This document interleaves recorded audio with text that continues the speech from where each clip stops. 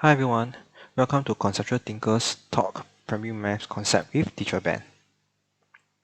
Okay, you can find out more by subscribing to our YouTube channel, Conceptual Thinkers, or follow us on Facebook, Conceptual Thinkers Mathematics and English Hub for more videos and guidance. So for today, we're going to cover RPGS P6 Prelim 2021 Paper 2, Question 6. Okay, I have a lot of students actually ask me how to do this question. So let's interpret the question and find out the ways to actually solve this question. So the figure shows a square garden with a footpath. The area of the garden is 100 meters square.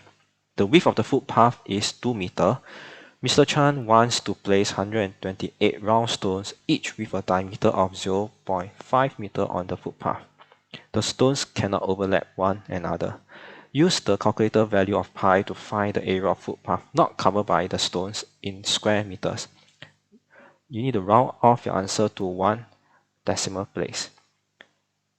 So since we know that this is the width of the footpath is 2 meters, so this part of the footpath will also be 2 meters. Okay, so let's continue and identify the concept. Okay, what we're going to do is we're going to shift this part of the footpath up to the top here. So this will actually allow us to actually form two rectangles, the orange rectangle and the green rectangle. So with these two rectangles, we can find the area of the footpath easily. So we call this method a push-up method, or actually some places they actually call it to form the composite figure and to make it unique shapes that we know how to calculate. In this case is to break it up into two rectangles. So next,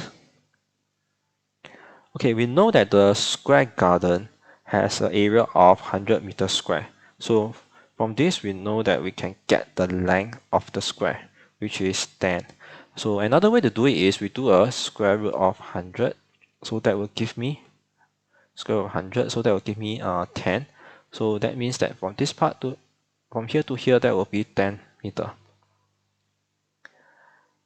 Okay, so let's calculate what is the area of the rectangles. So the orange rectangle will be 10 times 2, and we get 20 meters square. And for the green rectangle will be 6 times 2, and that will give me 12 meters square. So we just need to add these two up to get the total path area, which is 32 meters square. So next, let's focus on the 128 round stones.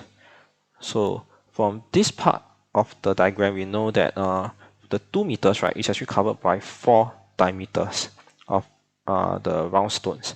So that's why we take 2 meters divided by 4, we will get 0.5 meter, which is the diameter of one stone. Then we divide by 2 to get the radius, because we're going to use the radius to calculate the area of the stone. So we're going to use the area of circle to do the calculation here.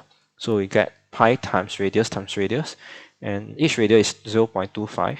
So we will get 0.0625 pi meters square. So we will keep the pi in the calculation, and we're going to use this to calculate what is the total area of the stone. Now, to calculate the total area of the stone, we need to take 0.0625 pi multiplied by 128, and we will get 25.13 meters square.